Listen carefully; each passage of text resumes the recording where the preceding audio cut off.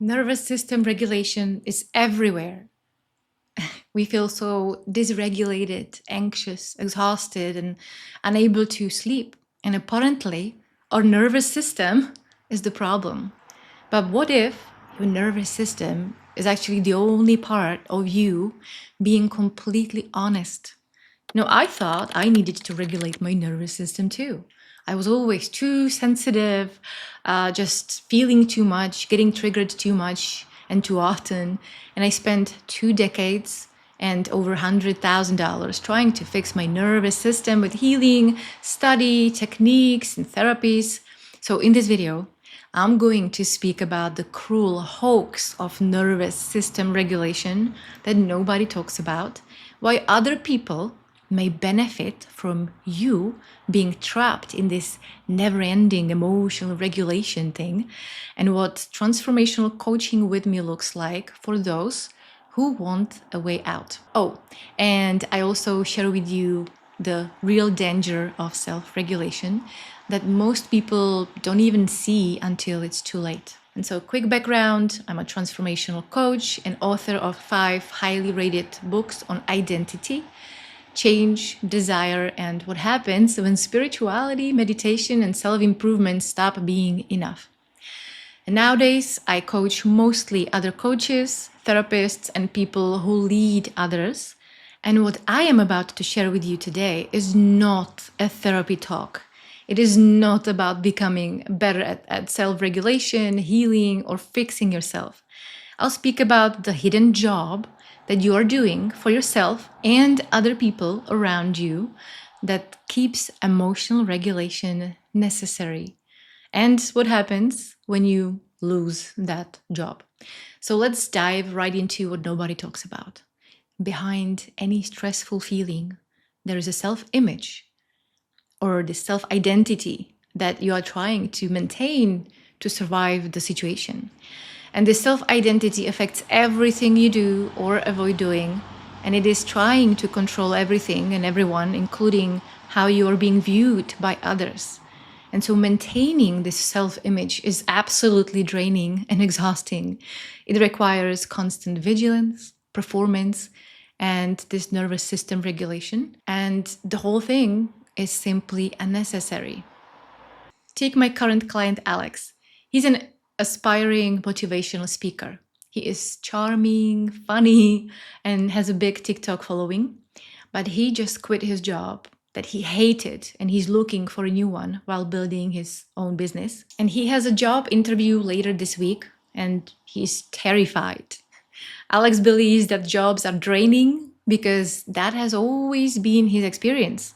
Like long time hours, dealing with people, no time for family or fun, or building his business. And so the interview hadn't even happened yet, and he was so anxious. He already worked like 6 imaginary shifts. And through this stressful transition, he tried to regulate his nervous system. He did self-love exercises, meditation, and breath work. And I asked him, what does it feel like to show up on an interview when you believe that jobs are so draining? And he said, it's horrible. It's so stressful. And I asked him, from this position, how do you view yourself and the boss? And he started crying. He said he viewed himself as inferior and needed to convince the boss about his value, basically, that he's good enough. And he saw himself as a peasant and the boss as the king. He felt small inside, but always showed up very charming. So let's call this self-identity the charming peasant. Charming personality, but feeling small inside. And for others, the self-identity can be the good girl, the nice guy, the misunderstood genius, the spiritual seeker, the one who needs to take care of everyone else. The psyche is so creative, and often we don't even notice it's a story because it simply just feels like us. And so in Alex's case, he had to remain the charming peasant in relating to the king, his boss. And now every interaction required vigilance because one wrong move would expose him as the inferior one. And so he was overthinking, rehearsing the conversations, and unable to sleep or just focus on anything else. And so we did not work to try to regulate his nervous system better. We questioned the beliefs that made the charming peasant necessary until these protective mechanisms that kept it alive just collapsed. And without being the inferior peasant, he stopped feeling nervous and panicked and suddenly felt excited. Before he was like hunching and nervously playing with his hands, and now he was leaning back in his chair with a big smile on his face. And the cruel joke is that the self-image has a very selective memory. You only remember all the bad things, and that they will always continue to be bad. And without it, he remembered that this new position would actually allow him to practice public speaking, something he really wanted for his business. And he also saw that it was all about what he wanted and creating the conditions to be happy, not how to come across or seek approval. He wrote down his expectations and standards for the interview, and now he was going to interview his potential boss to see if the boss is actually good enough for him. It's a completely different game, one that doesn't require nervous system regulation, just contact with reality. So he stopped viewing jobs as draining in general because it became just clear that maintaining the self-identity was what drained him. And he also stopped viewing his anxiety as some sort of disease. See, anxiety is simply the physical cost of keeping that self-image in charge. So before he tried to regulate himself on top of the self-image, but the part of him doing the regulation was actually the peasant. It felt good short term. I mean, the peasant can meditate, do inner child healing. Well, great. Now there's two of them. But he will just be a more relaxed peasant. It never lasts because he still has to maintain that self-image and hide that he feels inferior. And because emotional regulation doesn't last, it creates a new insidious layer. Something is wrong with me. Why am I so anxious? Why am I so stressed and angry and too sensitive? There was never anything wrong with Alex. He was putting all his energy into a job that not only didn't pay him, but cost him his peace of mind, his best opportunities, and just that enjoyment of whatever he was doing. And it left him with sleepless nights, daily exhaustion, anxiety, and trying to regulate this nervous system thing. And without the self-image, he stopped overthinking, rehearsing, and fearing the future. Now he has the attention to actually focus on his business as a motivational speaker and on increasing his capacity. Simply put, without the exhausting job of maintaining the self-image, there is nothing to regulate. But of course, the billion-dollar self-improvement and emotional regulation industry would not like me to say that out loud. Regulation is unnecessary. Your body is doing just fine. In fact, it's a sign that you are doing that extra mental job. And at this point, you may think, nah, my situation is more complex and my nervous system really is dysregulated. And this will come up, so you can read more about it in the Q&A below this video. But the thing is, it actually gets worse for some people, including myself. I used to work not one, but two invisible, draining hell jobs. The first was maintaining my own self-image so I could keep the peace, stay lovable, and never become too difficult. And the second job was something people just rarely notice. In relationships, it was compensating for someone else's refusal to change. The people close to you may avoid the guilt, discomfort, or fear that would come with facing what they are doing. So now you feel the consequences. You analyze, explain it, forgive, and keep the connection alive in the relationship for both of you. They get to remain fine while you become the sensitive one, the demanding one, the problem.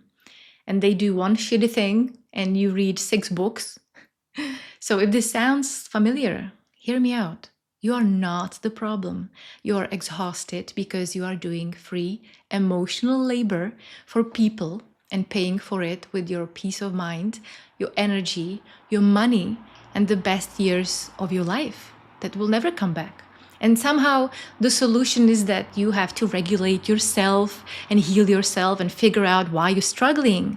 And that's another job. So now 3 fucking jobs. And I still thought my problem was I didn't have enough time.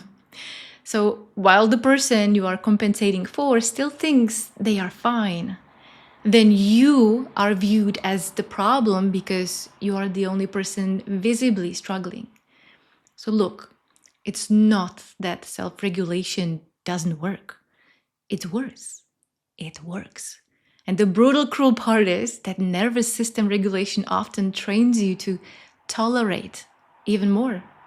You become just incredibly good at keeping the peace, relaxing, and accepting all of these things that are happening and, healing your inner child. It's like learning to sleep beautifully in a burning house while never actually asking whether you should be in the house. Bottom line, maintaining that role in your life, that self-identity, is a never-ending, exhausting, full-time job. And life doesn't need to be stressful, even when painful or uncertain situations happen. And I know you may think, but you don't understand. My life really is stressful. It's not just some sort of story. So maybe your job is horrible. Maybe your relationship is dying. Maybe something genuinely needs to change. But if you keep regulating yourself until you can tolerate it again, congratulations. You have become beautifully regulated inside the exact life that is hurting you. And you may have become extremely good at regulating a life that you no longer want. Now you can't truly be yourself. You can't do what you truly want and are just wasting your best gifts and years. That is the real danger. So now consider for a moment, what if you didn't have to do all that hell job? What if there was no need to regulate your nervous system? What would you be able to focus on instead? Suddenly you have this space in life. You start seeing new opportunities. You can say yes to what is really feeding you and no to what is draining you. You enter completely new spaces and maybe have conversations with people you'd never talk before. And the transformational coaching I do is very simple. We look into the underlying stories and identities in your life. And when identity dissolves and the underlying stories are seen through, the painful emotions don't need to be regulated because they were generated by the self-identity maintenance in the first place. It really is a completely different universe. And if you read the testimonials from my clients below this video, you can get a sense of what's possible for you too. So now, who is Live Unbound coaching for? It is for a self-aware, sensitive person who functions well in life and has already invested in some sort of self-development or therapy, done workshops or some kind of healing, but still feels stuck, overthinks and regulates and can't stop. And you're willing to feel your emotions and also have an inspiring vision for your life. So deep inside, there is more for you than what you're currently surviving. And so this is not therapy and it is not for everyone. It's definitely not for you if you are fine and have never done any healing or self-improvement and are just looking for someone to make you feel better without being open to actually look deeper. And the good thing is that you don't even have to decide blindly whether coaching with me is the right thing for you right now, because I offer a 30-minute assessment calls. The call is $97. And what happens on the assessment call? Well, we identify the hidden story keeping your stressful situation alive and what would change if it was dissolved. So you can ask me any questions that you have, And then, and only then, we decide whether my 12-week private coaching program is for you. And just so you know, I travel a lot and I don't always take on new clients. I only work with a maximum of 2 or 3 clients at a time. Now you may think, Liv, do I really need coaching? Look, nobody needs coaching. You can function within the same structure, exhausted, coping, and doubting yourself for the next 2 decades, like most people do. It is one of the human's horrifying talents. The coaching is for those who are so tired of maintaining the performance and want more aliveness, more space for what they really are and what they really want. So apply for the 30-minute assessment call with me by clicking the link below and find out what life is available for you.